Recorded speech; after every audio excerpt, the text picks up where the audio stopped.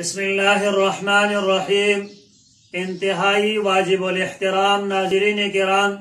नंद ज़कात मुताल्लिक द्वेम सबक दे पदी की वज़िक्र को छि द ज़कात फायदी सुमर दी। हालांकि ज़ाहिरन कमंग उगूर दा खुदा अल्लाह जल्ल जलालुहु हुक्म दे कद दी फायदी वी औ कनवी नमंग बद अल्लाह दा हुक्म बराबरौ। खुचूं कि रब ज़ुल जलाल पख्पलो बंदिगान और डीर ज़ियाद मेहरबान दे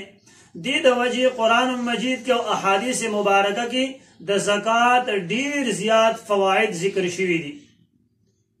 कुरान मजीद सूरे मुमिनून अतल्लसम सिपारा बिल्कुल रुम्बने आयात कद अफ़लहुल मुमिनून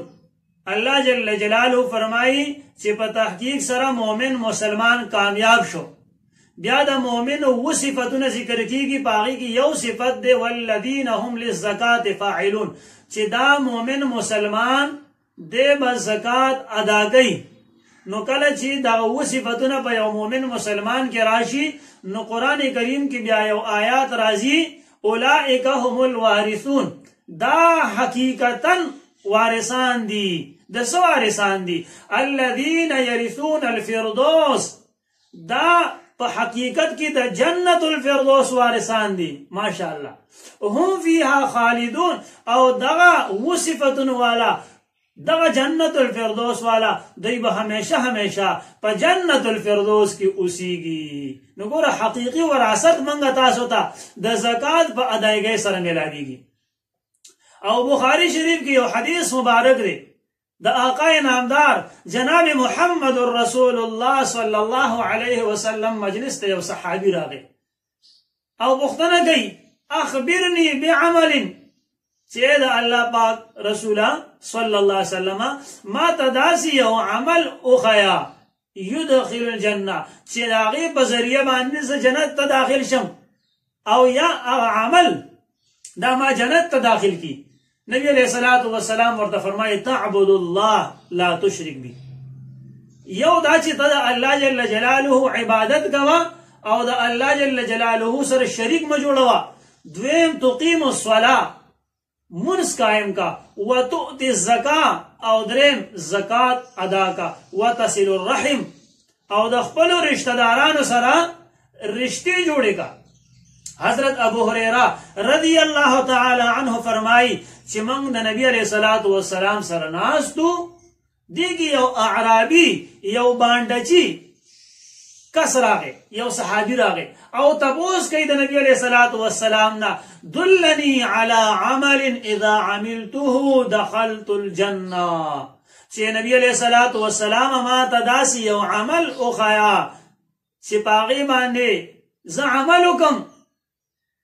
और मुझसे जन्नत दाखिल शम। नबी अलैहिस्सलातु वस्सलाम वर्ता फरमाए तअबुदुल्लाह ला तुशरिक बिही दा अल्लाह इबादत कवा अल्लाह सर शरीक में जोड़वा और फर्ज मुन्स कवा और फर्ज रोजनिसा दा अराबी दा बांडची सहाबी चे पासित कर द नबी अलैहिस्सलाम द मजलिस ना ना गज़े की कसम खुरी वल्लज़ी नफ्सी बियदी ला अज़ीदु अला हादा छिद अल्लाह पर ज़ात बांधे में दे कसम वी छिप दे खबर बांधे बा जस इजाफा न कम बस द नबी अलैहि सलाम चिकम कौल मुबारक दे पागे बांधे बा अमल को चिकल अराबी रवान शो नबी अलैहि सलातु वस्सलाम सहाबा तो फरमाए छिपतासो के सूक वाड़ी छि जन्नती कसविनी पदी दुनिया के नफल यंजुर इला हादा नो दे सहाबी तदुगुरी दा पदी दुनिया की जन्नती कस्ते। और अबू हुरैरा रज़ी अल्लाह तआला ने फरमाई चियो पेरा नबी अलैहिस्सलातु वस्सलाम खुतबा वलुस्ता और ब्याह कसम खड़ वल्लज़ी नफ्सी बियदी चिदा अल्लाह पजात में दे कसम वी द चा पलास के चिजमा सादा बिया नबी अलैहिस्सलाम पर द्वे पे रवानी दिया कसम खड़ो वल्लज़ी नफ्सी बियदी चिदा अल्लाह पजात में दे कसम वी चिदा चाप लास की द चाप कब्जे कुदरत के जमा सादा बिया नबी अलैहिस्सलाम पर द्वे पे रवानी कसम खड़ो चे द अल्लाह पजात में दे कसम वी चिदा चाप कब्जे कुदरत की जमा सादा और द दिन बस नबी अलैहिस्सलातु वस्सलाम पर सर मुबारक भी ऐलान देखो सहाबा वही चे मुंगम सरून ऐलान देखल नबी अलैहिस्सलातु वस्सलाम और मुंगा उजड़ल ब्या लग वक्त बस نبی علیہ الصلوۃ والسلام خپل سر مبارک روچت کو او د نبی علیہ الصلوۃ والسلام په مخ باندې د خوشاله آثارو مخ خوشاله لیدې شو نو وای مونږ ته په دغه مجلس کې د نبی علیہ السلام په دې خوشاله باندې دومره خوشحالي ملاو شو لکه د سرو اوخانو نه زیات. هغه تاسو ته پته ده چې عربو به د سرو اوخانو سره کومه مینه محبت ساتل او څومره به ورته خوښ. نبی علیہ الصلوۃ والسلام چې کله خوشاله شو سر روشت کو نبی فرمایل ما من عبد یصلی الخمسه چې داسې یو بنده نشته چې هغه 15 وخت مونځ وکړي ويصوم رمضان او د روزي د میاشتې روزي ونیسي ويخرج الزکات او زکات ادا کی او د وو لوی ګناهونو ځان بند کی فتحت له ابواب الجنه نغته د جنت دروازې کولاو شي وقيل له او هغه د ودام ویل شي ادخلوا بالسلام چې سلامت یا سره امن سره خوشاله سره جنت ته داخل شي. ګوره زکات دومره لوی عبادت دی چې نبی علیہ السلام د عکس ضمانت اخلي. یو حدیث مبارک کې نبی علیہ السلام فرمای اکفلوا بست اکفو لكم بالجنه تاسو ما سره ضمانت کې دی د شپږو سيزونو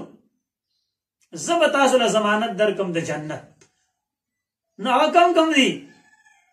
ابو هريره رضی الله تعالی د نبی علیہ السلام نبی پختنه کوي چې اے د الله پاک رسولا اے د الله پاک حبیبا را دوایا نبی علیہ السلام فرمای الصلاه یو منځ دی الزکات دریم زکات دی او دریم امانت ته چې د امانت خیال اوساتا او بل فرج دی د شرمګاه خیال اوساتا بل بدن دی